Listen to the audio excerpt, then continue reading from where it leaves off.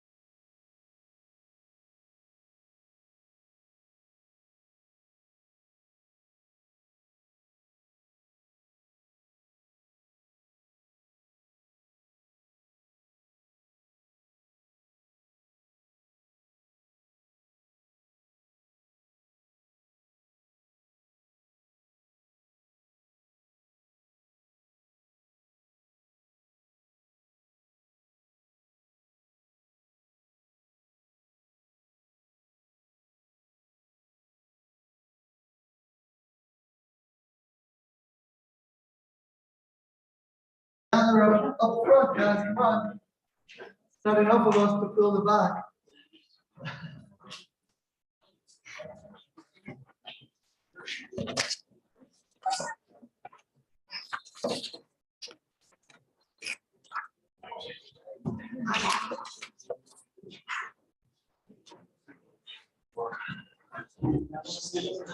Hello, everybody.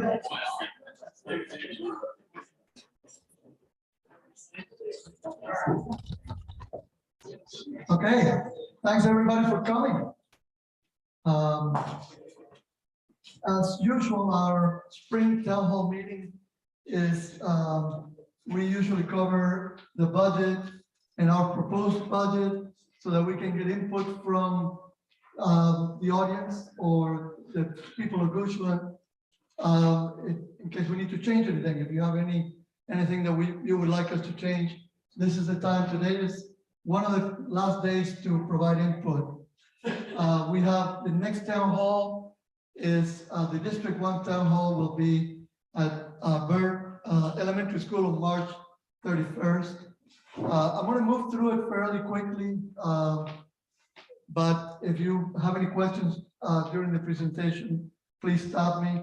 After I go through the county slides, Dr. Rayleigh will come up and tell you a little bit about the school's plans for 23. I'm going to skip introducing everybody because it's pretty much everybody here. So maybe I'll introduce the citizens. So I think I'll say that Mr. Knight Bowles here in the third row, Ms. Wendy Hobbs, back 2 rows from the back. Dustin Griffey from District 4 here on row 3, and Ben Sloan. Let's see, any other citizens? Oh, oh, where's Delbert? Oh, there's Delbert back there, and the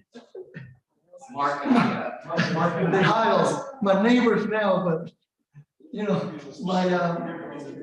my senior brain quits sometimes. Anyway, so I'm going to go ahead and start. We do have a board representation. We have our sheriff here. We have several deputies. So I'll move on and maybe they'll have an opportunity to come up and answer questions. So I'm going to go through the proposal that I made to the board a few weeks ago, the budget proposal. We'll kind of give a brief update on the bond referendum, broadband coverage expansion, the redistricting update, that's very simple, village plans proposal, the countywide transportation projects update, and how you can engage with us going forward. So some key assumptions as we went into this budget year. Our economy remains very strong. Our budget continues to meet all of our financial policies. Public safety and education remain our priorities, and you'll see that in the numbers later. We're making significant investments in our capital improvement projects. We're not proposing a tax increase, a real estate tax increase. We are proposing a slight reduction in the personal property taxes. And then we're proposing at this point a 3% merit for all county employees. So as I mentioned, we are not proposing a tax rate increase, so we stay at 53 cents if this budget, as this budget is approved. This chart is a little old, but we show Henrico County is proposing a 2-cent decrease in the tax rate.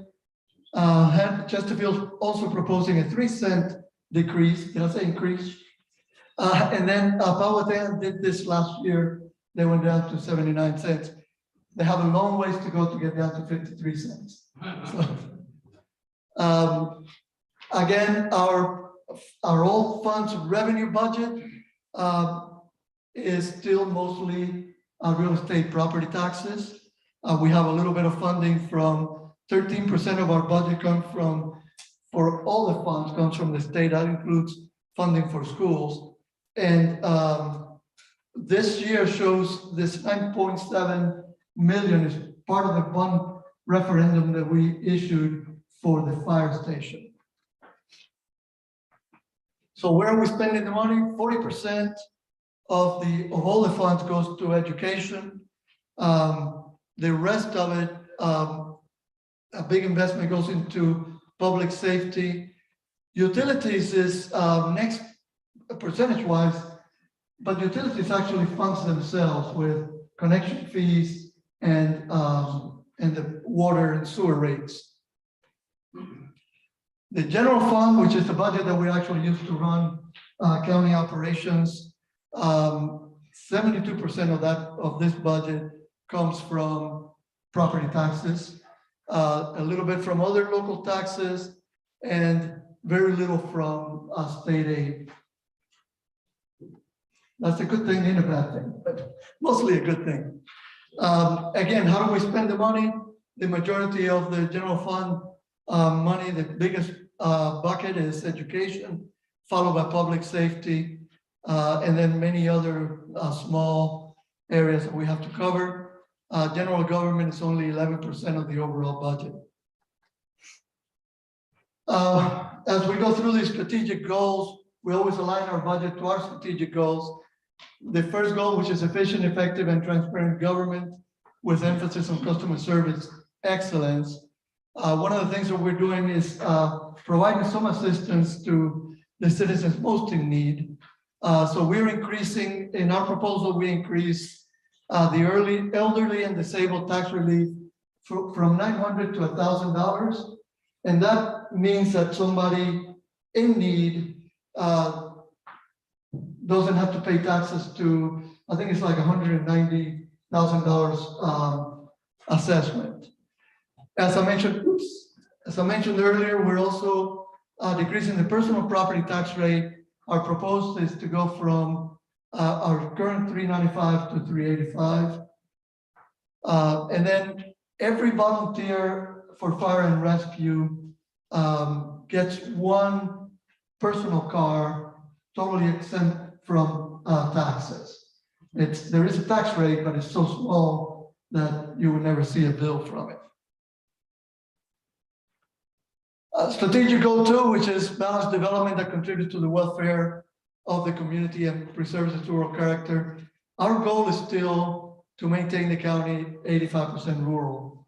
And one of the things that we do for that is land valuation for tax purposes. So what that means is there's $713 million in actual assessed land value that we assess at a lower rate using land valuation.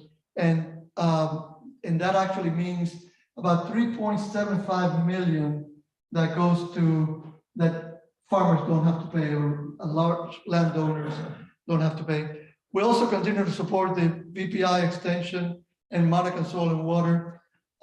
In this budget, we make some capital investments for schools, $38 million for schools.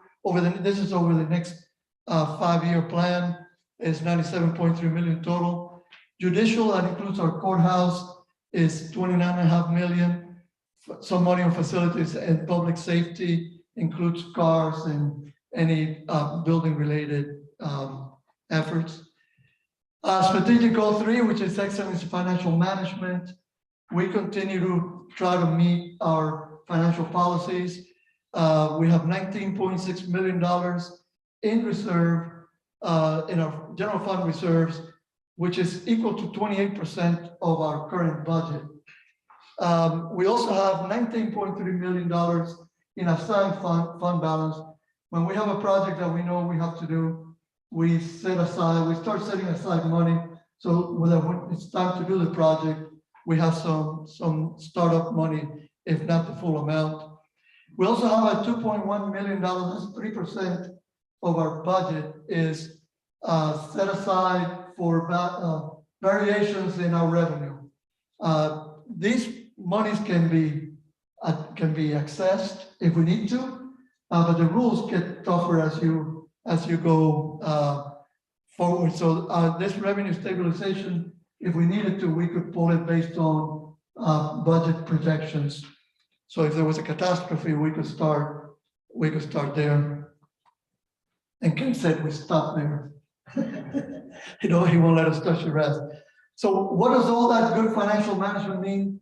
It means that we have AAA ratings from 3 agencies. And the bonds that we just issued also were rated at AAA, which is why we had, I think, 32 bids for those bonds and 11 different banks or investors trying to bid to buy our bonds, which is great for a county that a few years ago didn't even have a AAA rating. We are doing some other things to kind of maintain our financial policies.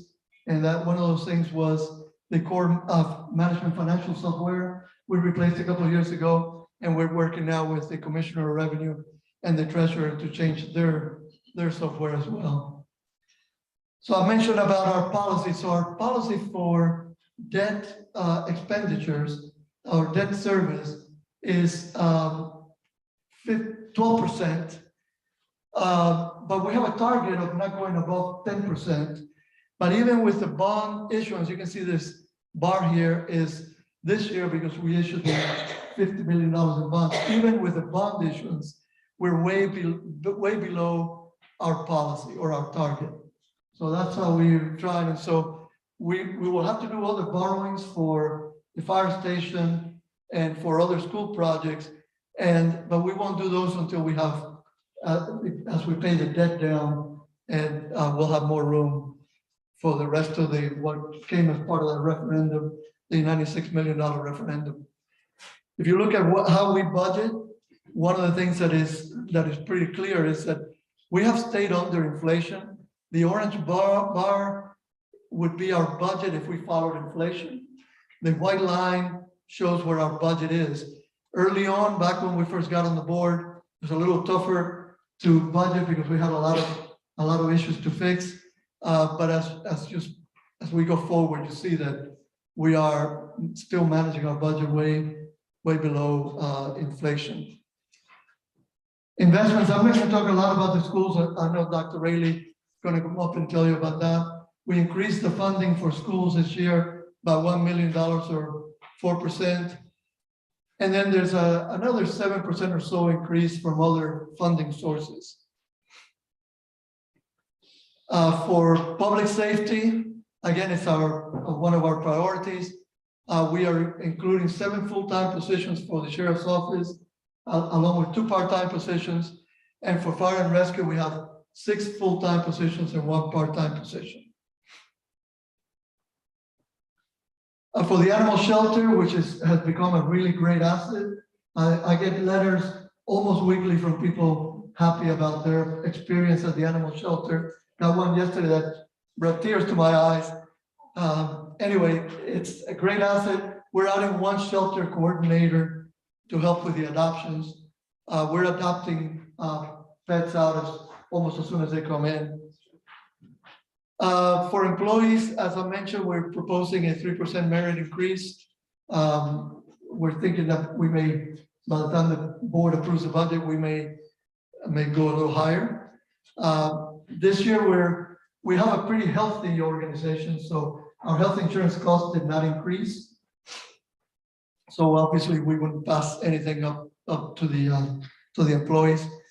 This is the total number of positions, so 14 full-time positions for public safety, 3 part-time positions for public safety, and 2 full-time public utilities positions.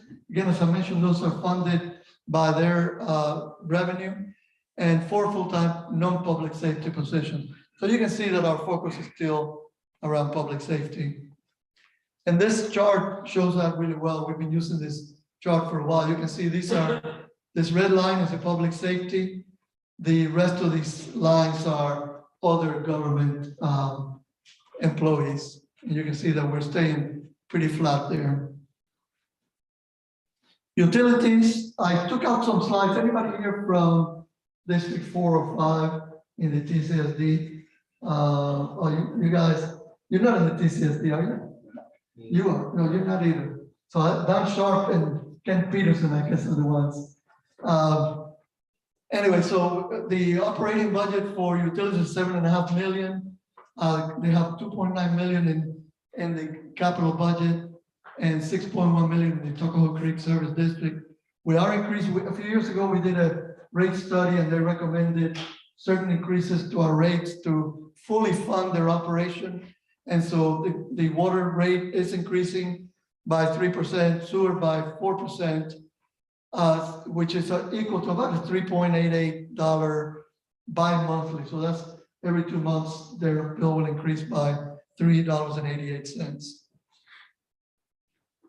So there are challenges. This is great. This was a really good year for the county. Assessments are up around 11%. But future budgets may not be able to rely on increased assessments.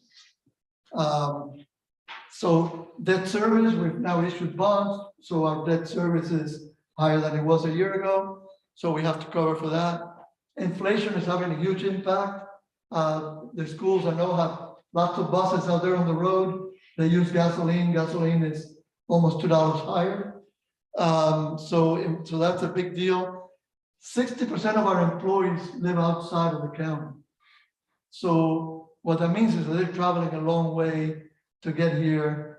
How are we going to keep them on the job if we don't look out for them as well?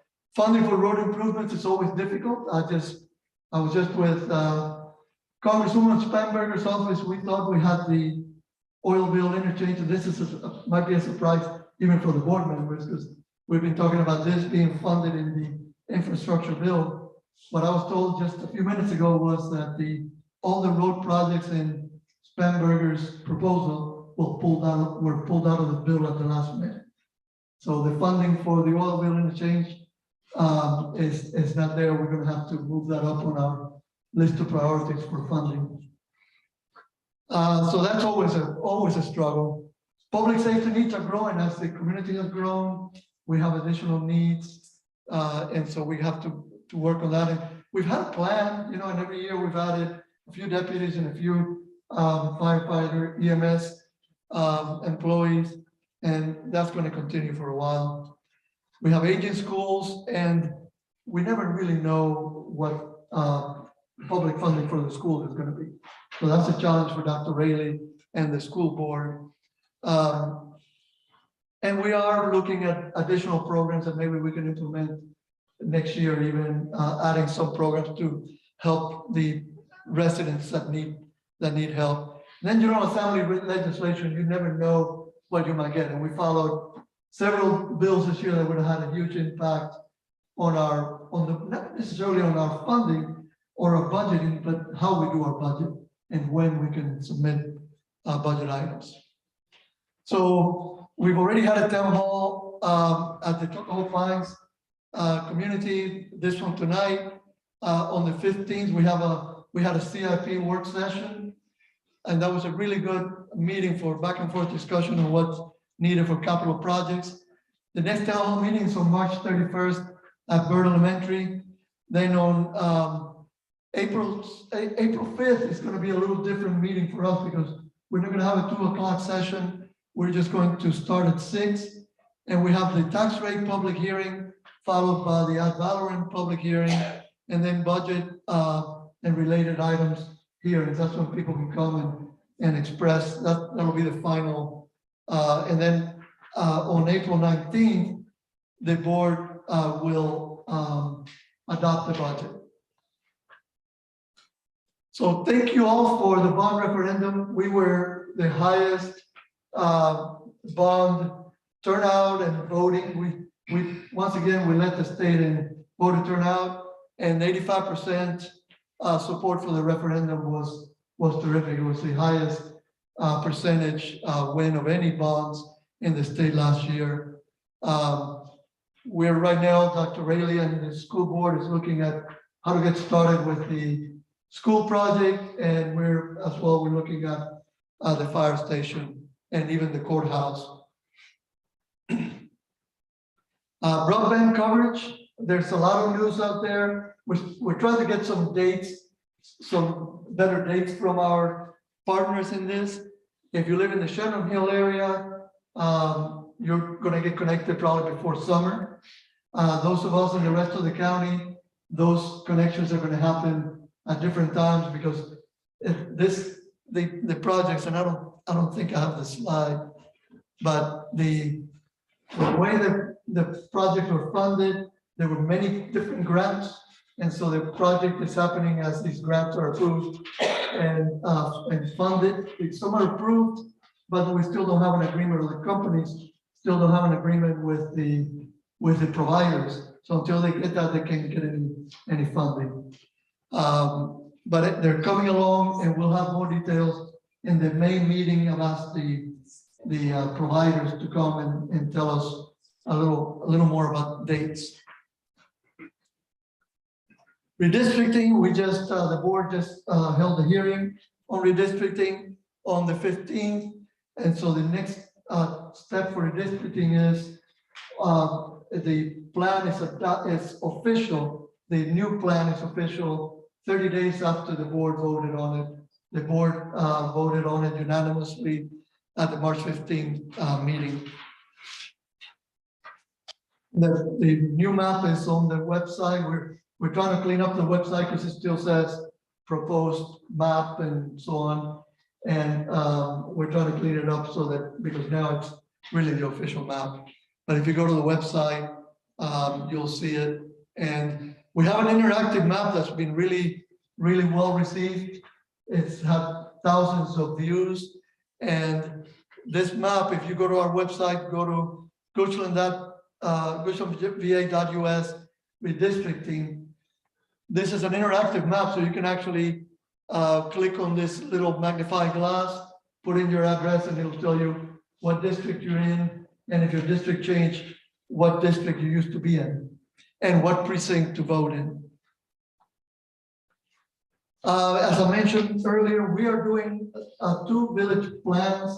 We call them small area studies, one for the Centerville area and one for the courthouse area. They've already held a few meetings with citizens and developers and stakeholders in the area to try to identify what the needs are or the wishes are of the community as far as what the villages should look like. Keep an eye on this. There are going to be many more meetings. We've had really great attendance. I think the one in Centerville had over 130 people. So it's been really, really positive. Road projects, we have a few projects. I'm sure you've heard about the Roundabout at Fairgrounds Road and 522. That project is funded. We have to make some adjustments to the funding because, like every other project now, the bids came up higher than what we have planned, but it's not insurmountable. And then the Fairground Road extension, the road eventually will connect all the way up to Route 6 or down to Route 6. So those projects are moving along. On the east end of the county, we have a new interchange study at 288 right before you get to the Broad Street or the 64 connection. We're looking at creating another interchange to relieve the traffic at 250. We're doing another project in the Centerville courthouse areas, studying the need for sidewalks and where they should be and so on. And we should have those results before the end of the year, right, Joanne? Yes. Yeah. I forget it again. So then this project is the one I just mentioned a few minutes ago. This is a roundabout at the Oilville exit. If you ever come into Gushland at around rush hour traffic and you try to get off at Oilville, that exit sometimes backs up all the way to the rest area. So this is a critical project for us. We stopped looking at it because it was on the infrastructure bill that was passed by Congress, but it got pulled out of that bill. I just learned this afternoon. We were kind of thinking, this is the bill, but we don't know where it is. So I called Congresswoman Spanberger's office this afternoon and said, those projects were pulled out. So we need to now figure out again how to address that issue. It's definitely a safety concern. I don't know how many of you know, but on Ashland Road, there's a park and ride lot that's north of 64 on the right if you're heading north. That park and ride needs to move because once we fix that intersection, it's gonna have a divergent diamond. There's no room up there for it, so it's gonna be moved and it's gonna be placed right at the exit onto Rockville on the right. And this is fully funded. VDOT has found some money and they're gonna cover it. And VDOT's in the back in case you have any questions. I don't want to leave them out. They made it all the way up here, so. And then the Hackett Road realignment is also fully funded, and that would take Hackett Road, where you come off the interstate and you're coming south and you get to Broad Street, instead of having to make a right and then make a left at the Sunset Grill to go south on Hackett, this will take you from Ashland Road all the way down to Hackett without having to make that turn. And so that's also fully funded. It's just a matter of getting started with some of these. So again, for citizen engagement, I think everybody here knows our website has a lot of information. We also have a Facebook page. If you're not on Code Red, you can sign up for Code Red, and then any emergencies, we communicated. We used it a lot in the first week in January when we had the big snowstorm, letting people know where they could go for water, bathing, a warm place, all of that. So it's very important. And of course, we have our Board of Supervisors meeting every month on the first Tuesday of the month. And everybody is welcome to attend and express we usually have a public comment period so you can express any concerns you might have. With that, I'll take some questions before I turn it over to Dr. Rayleigh. Yes, Justin. Any idea when the Hackett Road connection to Ashland Road will be done? Plus or minus 6 or 8 months, something like that. Yeah, the Hackett, I think it's got a timeline here. The design is proposed to start this year. So I don't know if Joanne, if you have any more accurate update than that. Right there. In 2026. The construction and advertisement 2026. We have, the reality is that we have a design and we have the rights of way, right, Joanne? No? I thought we had all the rights of way. I know that there's some properties here that need to be acquired. I thought we had this right away already, but I was retired for 2 years. So just coming back into it. A lot of it now. Okay. Other questions? I know that's not a great answer, Dustin, but no. Any idea when broadband coming to Rock Castle Road? 2020, no. It's Rock Castle, where you are, CVEC or Firefly has already done the Cartersville area. And it just depends on when they come up, whether they keep up coming up Rock Castle Road or not. And some of that has to do with Dominion. Dominion is supposed to run the middle mile, and then Firefly takes it from there to the home. So hopefully it'll be soon. It'll be within the next 2 years for sure. We're saying it'll be completed by 2024. So that's a goal.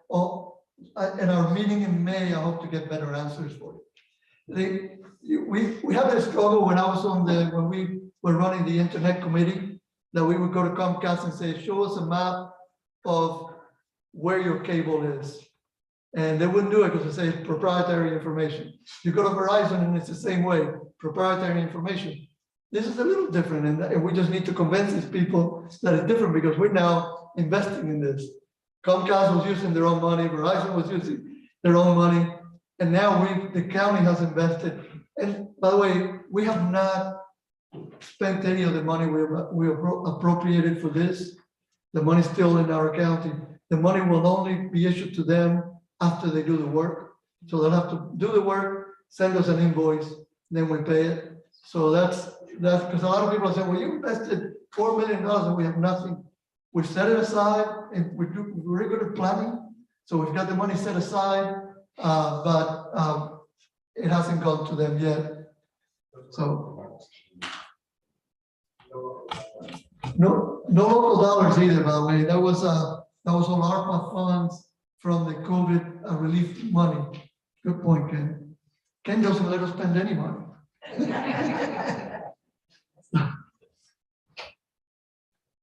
Other questions? No questions? Jerry, Dr. Ray? You? I take it I talked to Mr. Lumpkins, and you didn't want to say anything? You're good? Questions there, I'm ready for questions. Okay. Okay, you want to?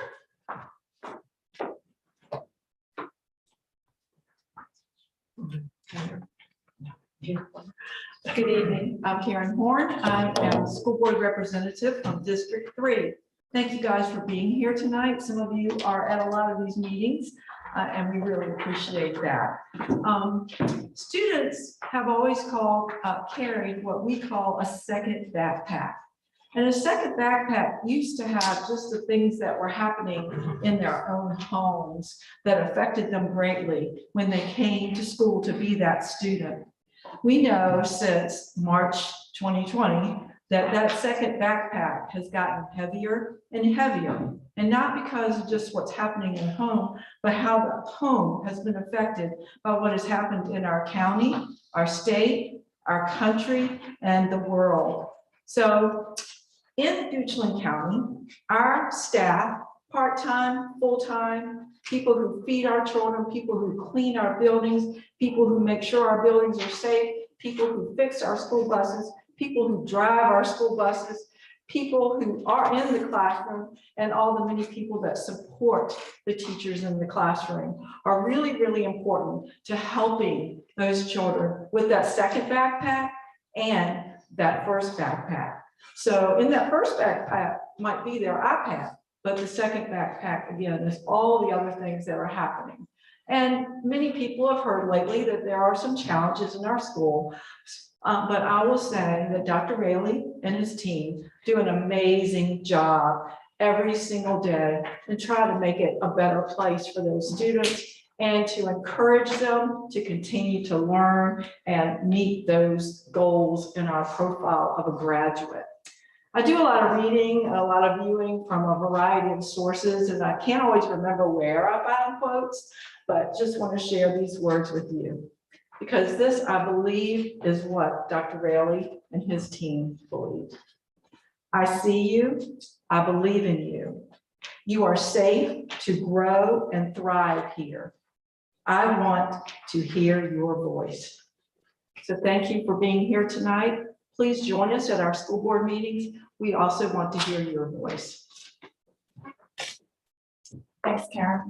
I'm the newest school board member, and for those of you I haven't had an opportunity to meet yet, I'm Angela Allen, and I represent what is currently District 2, but will be the representative for District 3 at the next election cycle. So there's some changes coming.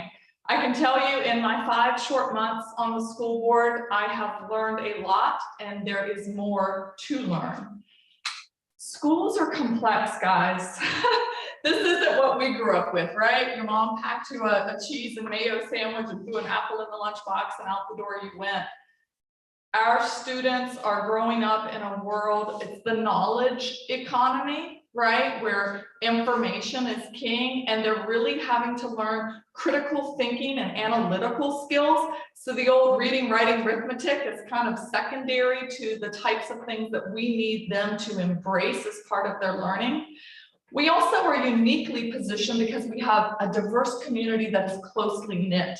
And I think children are uniquely positioned to learn from each other's, their teachers, and other role models outside of the school system. The biggest surprise for me since being elected, before election day, there was a lot of chatter about a lot of things. I was part of that chatter too.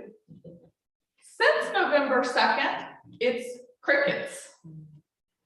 I'm not hearing from parents. I'm not hearing from concerned citizens, and I'd like you to know that I'm listening. It's an elected representative position. We need, to Karen's point, to hear your voice so we can most effectively represent your interests. Email addresses, phone numbers, all are publicly available. Happy to give you my card this evening as well. Please let us serve you by making sure we understand what you expect and leverage us in that way. Thank you. Dr. Ray.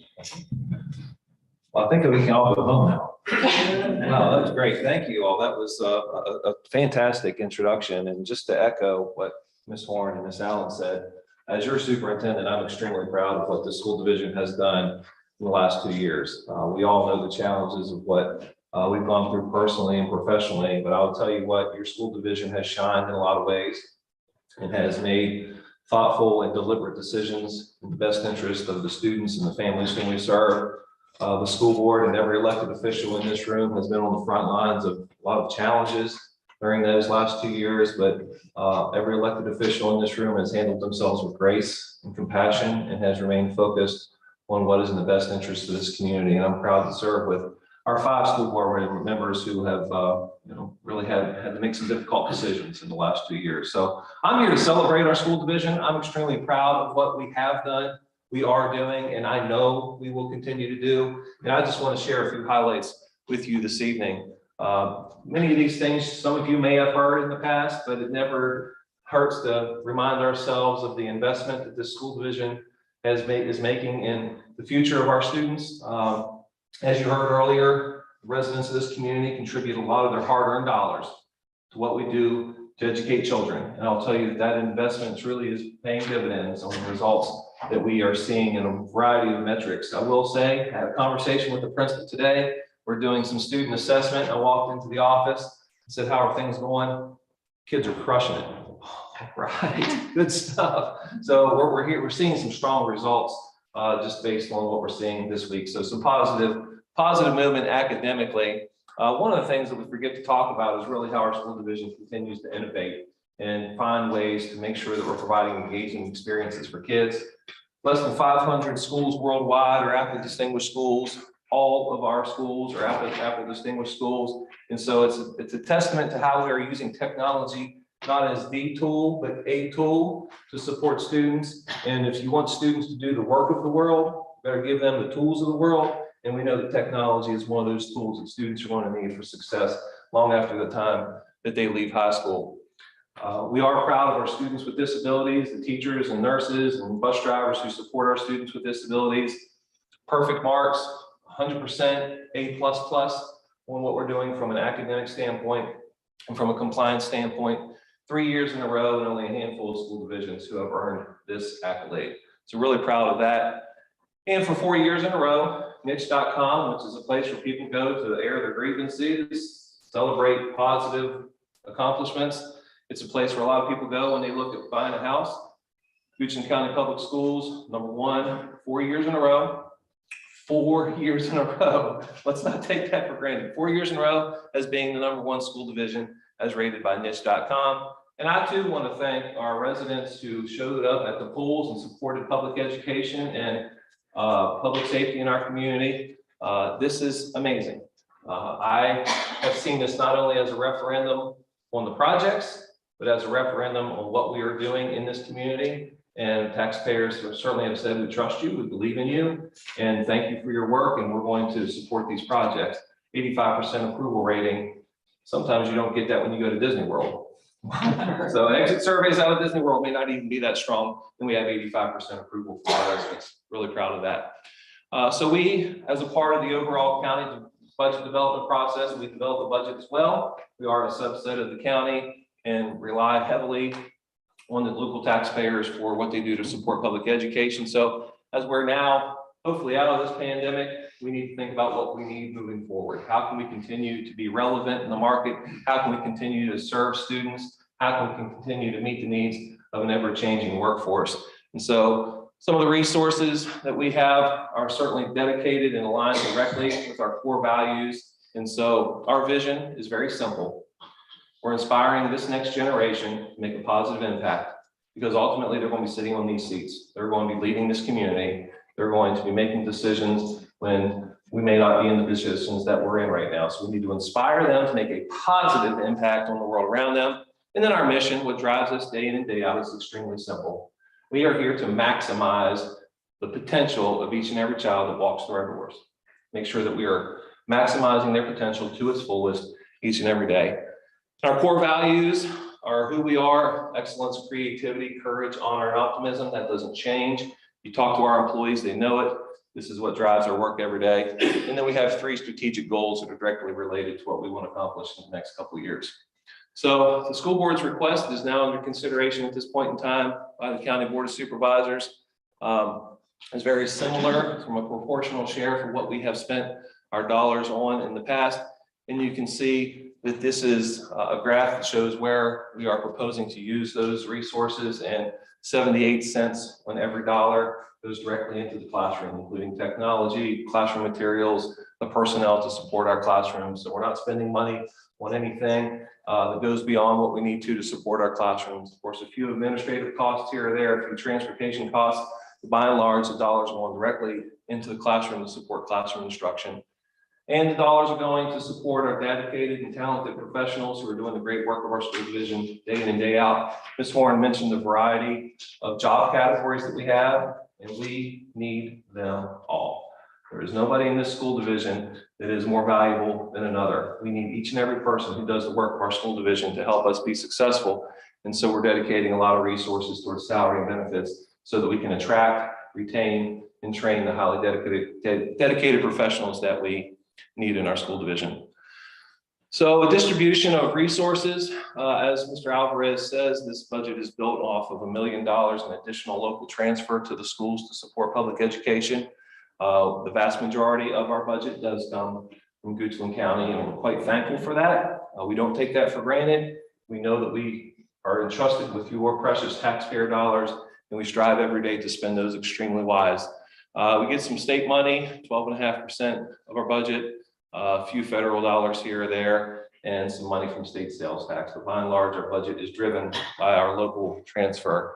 This just shows a distribution of those resources over time.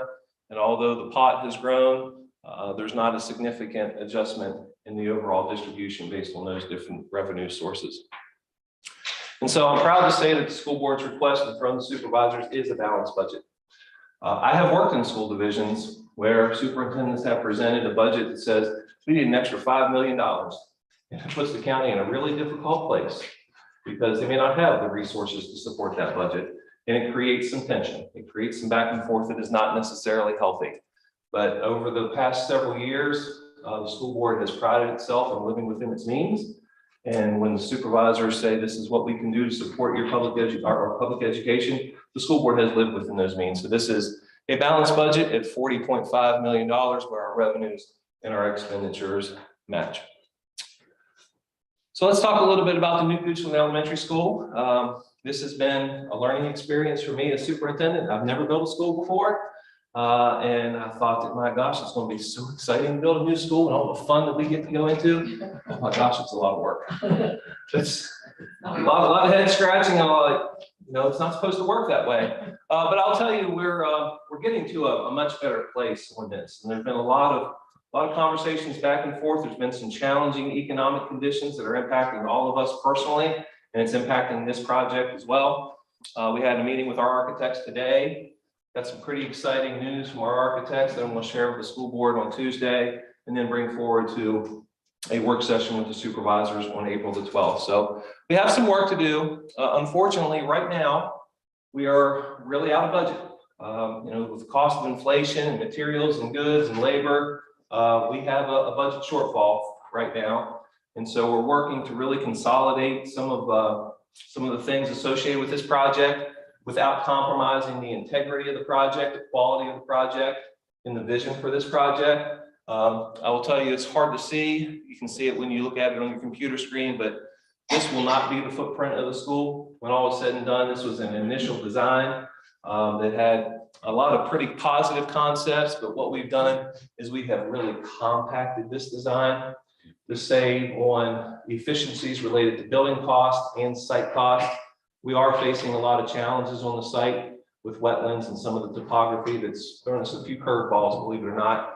But we're still standing in the batter's box. We fouled off a few curveballs and we're still in there fighting.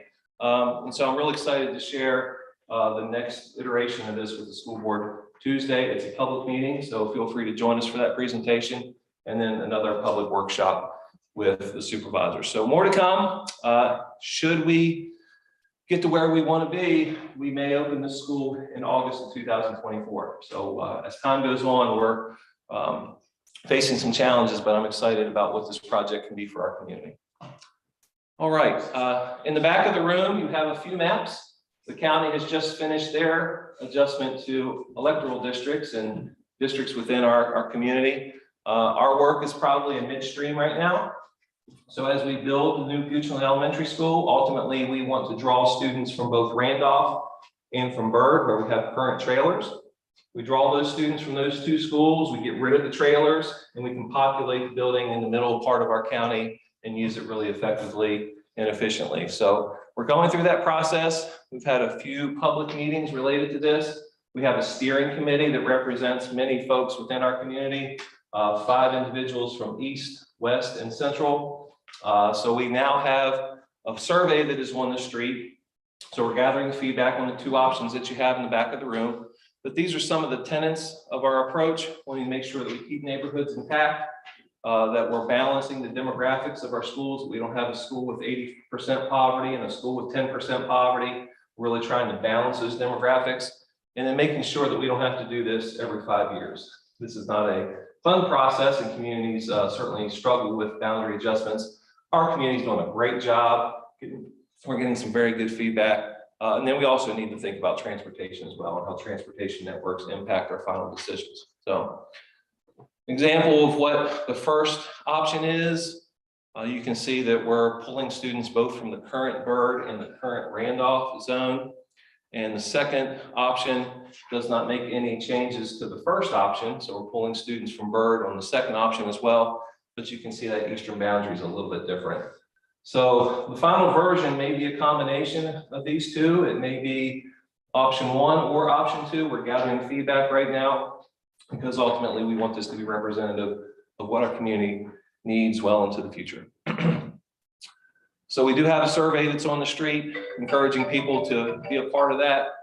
We have some public meetings that are happening as well coming up in the future. And so ultimately it's expected that I'll present a recommendation to the school board in May, and then we'll have a final vote at their June 14th board meeting. We are having a conversation in our community about how we can gain some additional instructional days for students. We're looking at a potential balanced calendar where we redistribute some days across the 365-day calendar.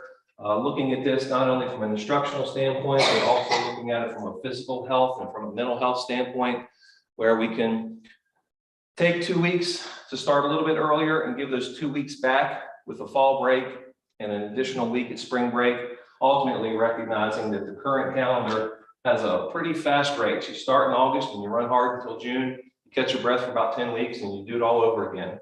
But we're asking questions, would it be better if we pace ourselves differently and provide breaks that will help us be more productive, more healthier? So anyway, that's a conversation that's happening in the community right now.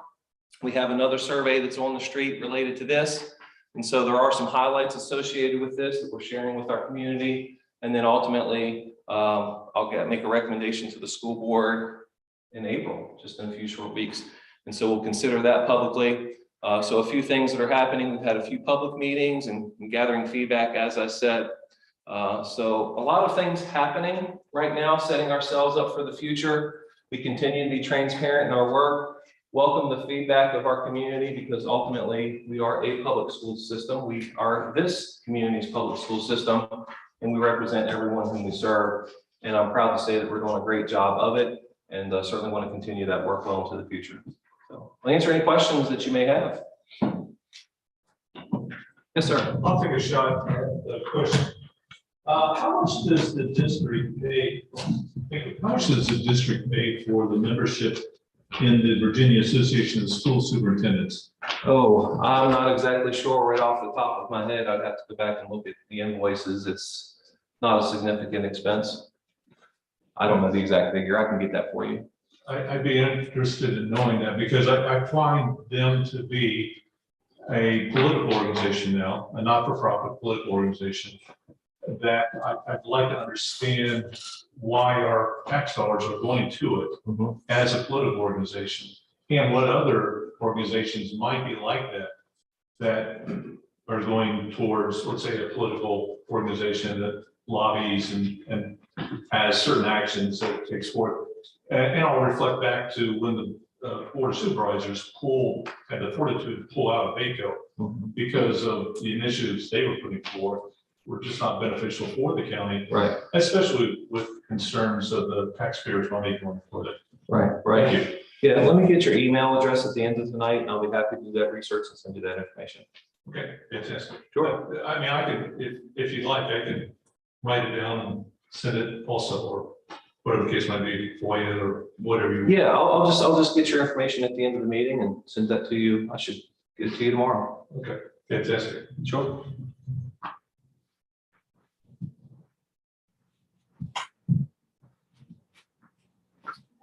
Brady, you mentioned,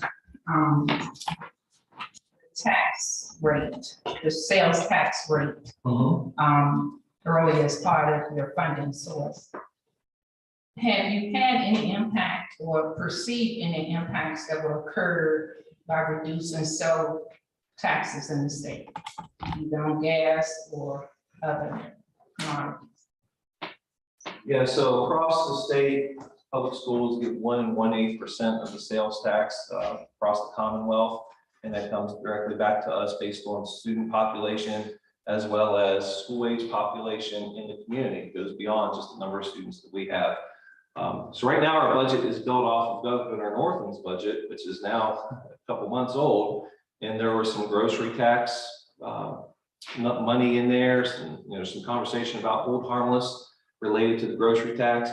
And ultimately, that's going to be a conversation that the General Assembly will have soon. And so hopefully we can get resolution on that because we do rely on those sales tax dollars to provide revenue to support the school. So we'll have to wait and see what the General Assembly does there. It could impact us. I saw on your slide, I think it was a little over 10% there, so you're looking at about $4 million. That would be possibly impacted in your budget. So. Yeah, it's significant. It's an economic variable, and I'll tell you, the school board budgets very conservatively when it comes to that. Some school divisions will say we're going to budget for 100% of what the state's telling us. We budgeted about 97.5% of that, simply because we don't want to rely on 100% of that, just in case something does happen. But yeah, it is a significant portion of revenue for us. Thank you. Yes, ma'am.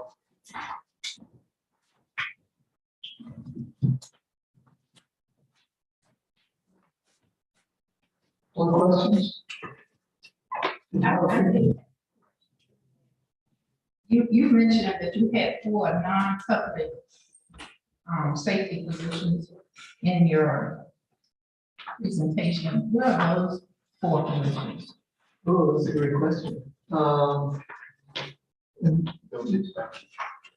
Yeah, we have, no building inspection, actually, even though they're doing a lot of work. Environmental planner, Yeah, animal. animal shelter, environmental planner. No, that one doesn't count. They're not paying me anything.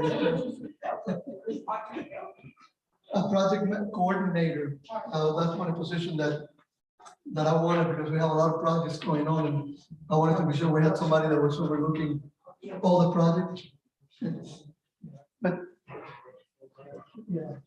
We had some part-time to full-time in Parks and Rec or something. Yeah, we converted some positions in the middle of the year too, but I think there was a Parks and Rec position in there. So that's the 4 positions. We have a lot of requests. I think the departments requested more than 30 people. And we like the schools, we have to balance our budget. So We also, one thing that I did not mention, well, two things.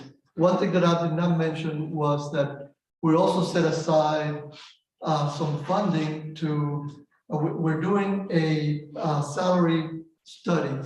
So we've gone out, we have a consultant, we just went through the job assessment tool that they provide, and we're doing a review of how we compare with other localities.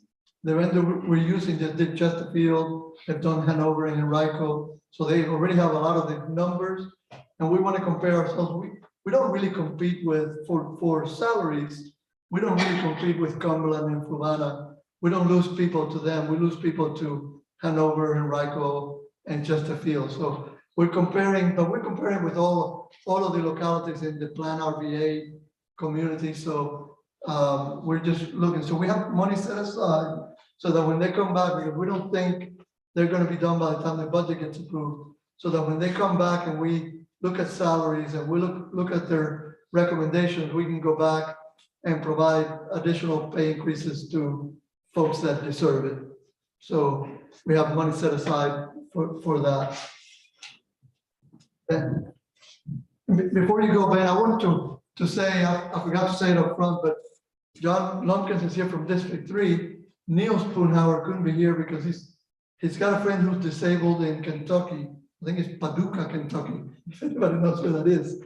And the friend was taken care of by a brother. That brother passed away suddenly. And so Neil's out there trying to help him get his life straight so that he can continue to live. Ben. Thank you. With the courthouse village study that's going on, and I think a recent article by Sandy, who mentioned no left turn on another issue, and the fact that Fairground Road is the predominant artery to the west end and to the city and so forth. It's a major thoroughfare out of the village and out of the general central area of Goochland County. And the 2040 thoroughfare plan shows, depending on the LOS, that it's going to be upgraded. And I see nothing in any of the plans to talk about that, especially combining with Reed Marsh, Rural Hill, and the number of accidents on Fairground Road this year. There have been 19 reported just by our local sheriff's office, not including any VDOT work that's been done to fix guardrails and other posts that have been damaged that are not reported, and state police. It appears to be a situation with the 19 currently, less than 2 months, just under 2 months, and 50 of all last year. With the increased development, the increased traffic, how is the county working to get Fairground Road, let's say, up to what is predicted in the 2040 thoroughfare plan, and with the amount of time it takes to get anything, let's say, down to the Commonwealth? You need to start driving better. That's the only answer. Now we have, as you said, it's in our 2040 plan. We always look at the next year's capital improvement plan. We look at 5 years. So we balance this coming year. We fund this coming year. We balance the next year. We can't go out to 2040, but it is out there. We are working, trying to work out, we've got new money coming in from the CVTA, the new taxes. So, yeah, go ahead. But I'm just going to say the accident rate is already escalating beyond, and see, that's something, as far as I've been able to tell from all the documentation, it's not taking account in the LOS studies that go on, and we might be exceeding, let's say, way before 2040. What's going to happen, especially as those two developments build out and others are approved. Yeah, and Joanne, do you have an answer? A good question is one you have an answer to, and a great question is one that you have somebody that can answer. Good evening, Joanne Hunter. So when we did the major thoroughfare plan, which came up with all those recommendations, they did look at the land use plan and do a build out based on all of the projected land uses. So that is taken into effect. What we do is whenever somebody comes in for a rezoning project, We make sure we get the right of way dedicated, and then we're creating a priority list on projects and working through them. But unfortunately, with road projects, it's often they have to get really bad before you get the funding. So that's just a sort of. And I had that in my slide, the road funding is difficult. And sometimes even when you think you have it, it just disappears. So, yeah. You have another question? I'll keep going. If you're leaving transportation, let me just weigh in real quickly. I had a meeting today. Today was my day at the county this morning, and a good chunk of it was with our new transportation manager. And I'm on the TPO, the transportation, our TPO, and then of course Neil Spoonhour is on CBTA. We have good representation and engaged representation. Susan will be chair next year of the TPO. And so we're engaged at that level. So we're trying, for me, it's learning. I think Susan and Ken and others have been around, but transportation has changed in the time we've been here with the CBTA money. That CBTA money is something that came up again today, and we're really watching that.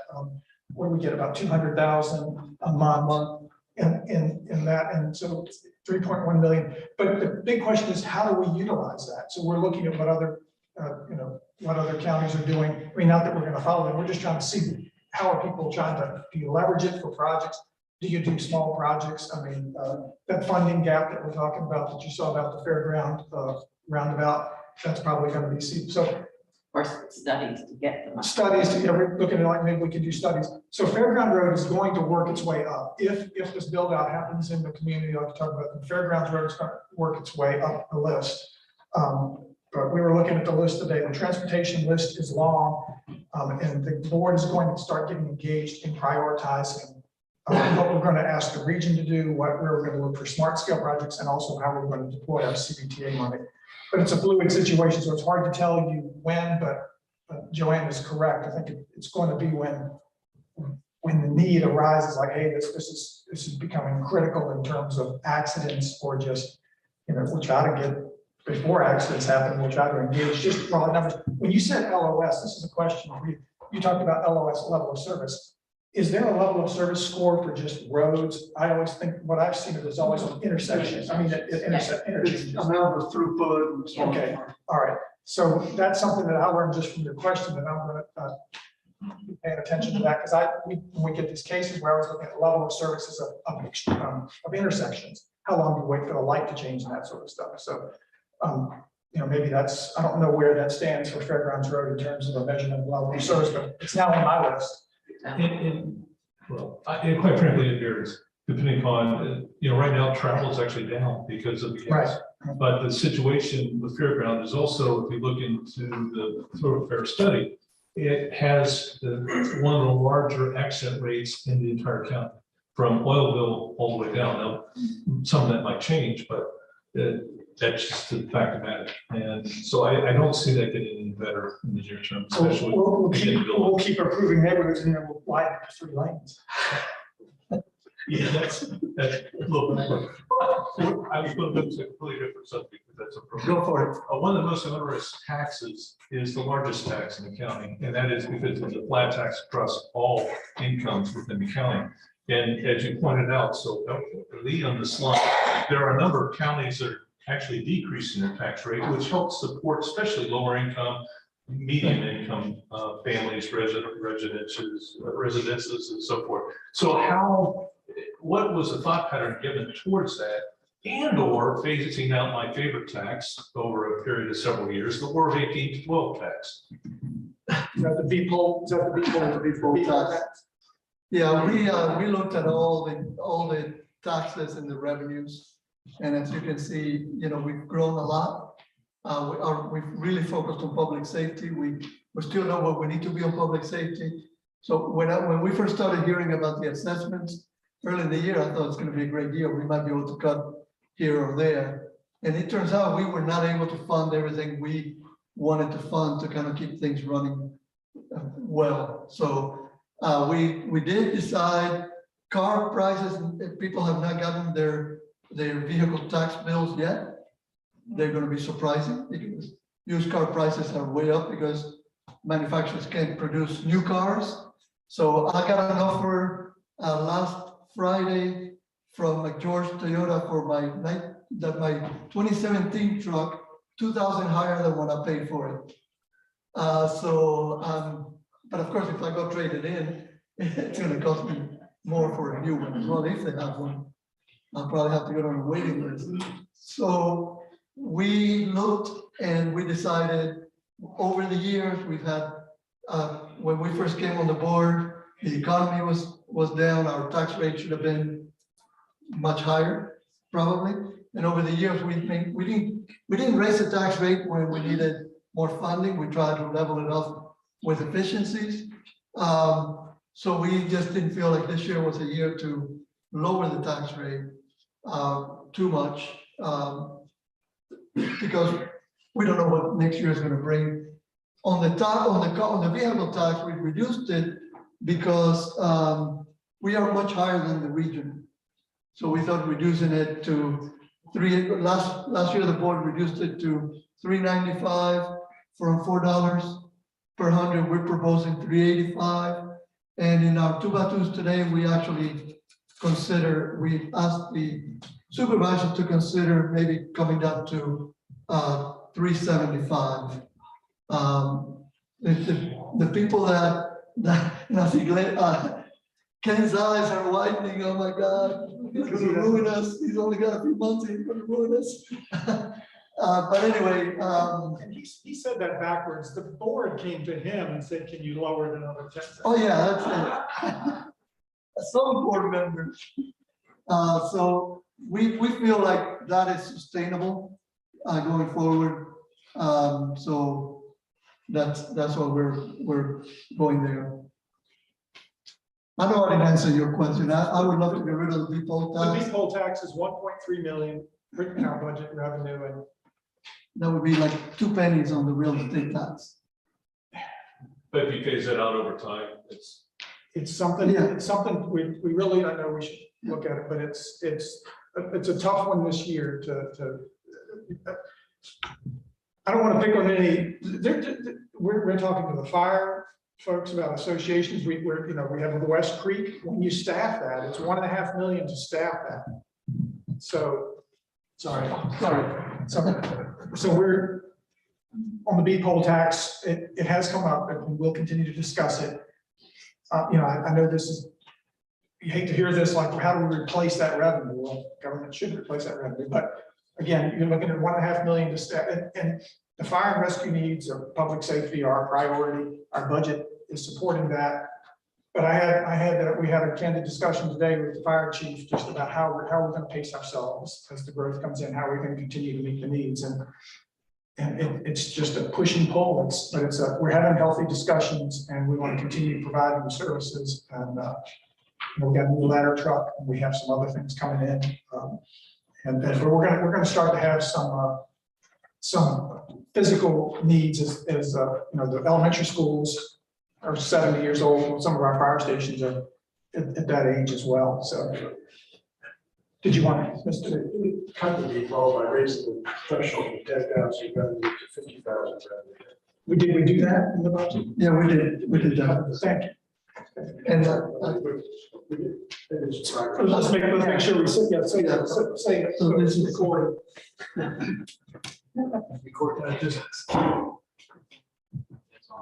Okay, yeah, this is on the business license tax, and just it was a year or two ago, I guess, we did cut the business license tax by raising the threshold at which that tax kicks in from 10,000 revenue up to 50,000 revenue, I think it is. Yeah. So that effectively cut the default tax and lightened the load on small businesses that are just trying to gain altitude and get started. And you don't hit them on the tax when you're just getting started with 10,000 revenue. So we raised that quite a bit to let them get some momentum before they get going. Yeah, we didn't eliminate it, but we certainly made some progress in cutting it. thank you. thank you, Mr. Peterson, for the record. Any other questions or questions for schools? They're still here. No questions? All right. Well, thank you very much. Thank you for coming out. Great questions. Stay engaged. come to our board meetings, speak at the board meetings, come to the school board meetings. I'm actually gonna be at the next one, so I can hear what the new numbers are for the school. I encourage you all to attend.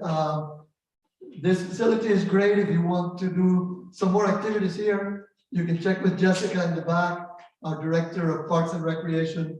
There's a lot going on. You might have seen a bunch of cars when you came in. I expected to see a large crowd here, but I think it's people playing basketball and kids. I think even dog obedience training going on in the gym area. So thank you all. Have a great evening.